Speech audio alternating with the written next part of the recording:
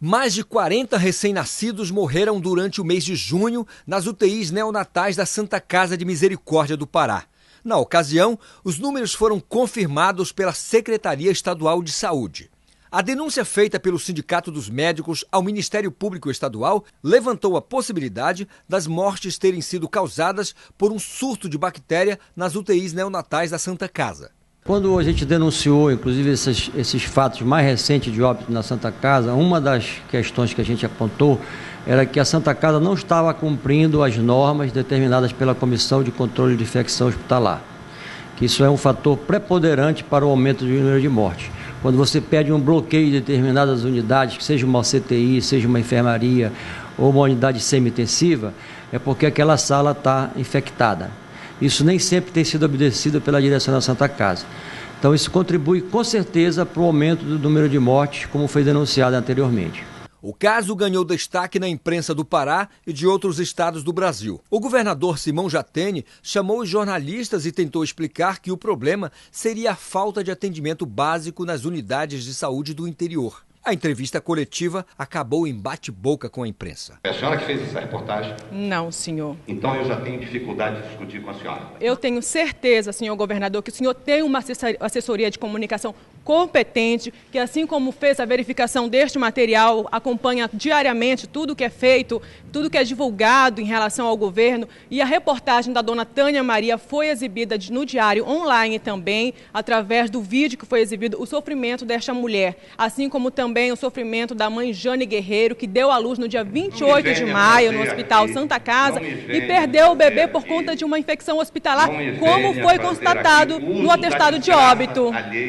Diante de um quadro desse. Nós estamos discutindo aqui uma questão muito mais séria. Estas imagens feitas pelo repórter Cláudio Darwish e pelo fotógrafo Daniel Costa do Diário Online, cerca de um mês após o escândalo, mostram a cozinha da Santa Casa do Pará. Veja que, além das denúncias de mortes de bebês, outros problemas graves comprovam o descaso e a falta de investimentos na maternidade. Repare que no lugar onde são preparadas cerca de 3.000 refeições por dia para pacientes, não há higiene para a manipulação de alimentos. Os fogões estão velhos e enferrujados.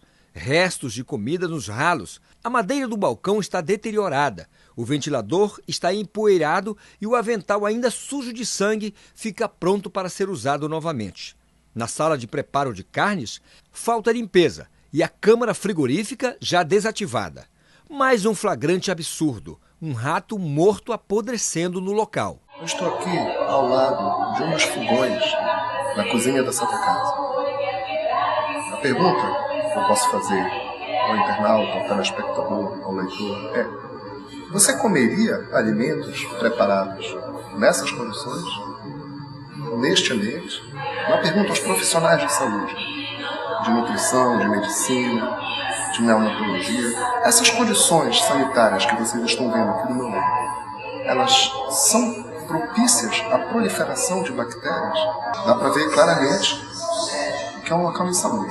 Você comeria alimentos preparados? Em nota enviada à redação da RBA-TV, a direção da Santa Casa voltou a negar a existência de um surto de bactéria nas UTIs neonatais. Foi mais uma tentativa de esconder a precariedade no funcionamento da maternidade.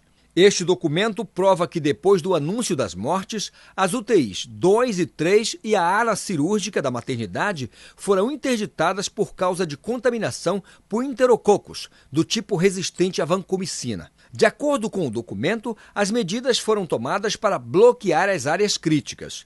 Este infectologista garante que as ações determinadas pela servidora responsável pelos setores são necessárias em casos de contaminação. Os enterococos, assim como a maioria das bactérias que são isoladas dentro de UTI, dentro de hospitais, elas são transmitidas por contato pessoa a pessoa. Os enterococos eles têm características importantes porque elas são bactérias resistentes à limpeza habitual. Então você encontra às vezes enterococos em maçaneta de porta, em locais que depois de 1, 2, 3 semanas no dia a dia de limpeza, etc., mesmo com tudo isso, elas conseguem resistir e serem isoladas de forma viável, capaz de causar infecção numa outra pessoa. Então, as medidas mais importantes são aquelas que bloqueiam a passagem, a transmissão de uma pessoa para outra. Outra coisa importante dos enterococos são aqueles aparelhos que a gente usa em várias pessoas, tipo os termômetros, os aparelhos de pressão, os aparelhos que se ausculta pulmão, que são os estetoscópios.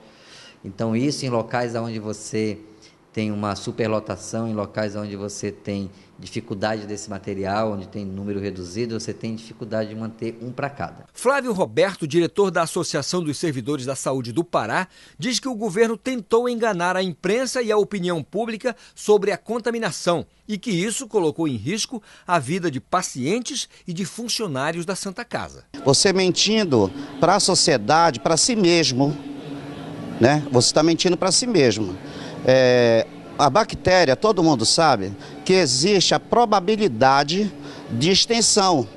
Nós somos servidores, estamos sujeitos, né, a absorver uma bactéria e, de repente, cair doente até a óbito. Acho que a Santa Casa, ela tem uma boa equipe profissional, ela tem um equipamento adequado, só que o problema da Santa Casa não está só na Santa Casa, ela está no muro da Santa Casa, ela está na rede de atenção à saúde, ela está na atenção primária à saúde, com o pré-natal que não é feito, e tudo isso é responsabilidade também do gestor estadual e dos gestores municipais.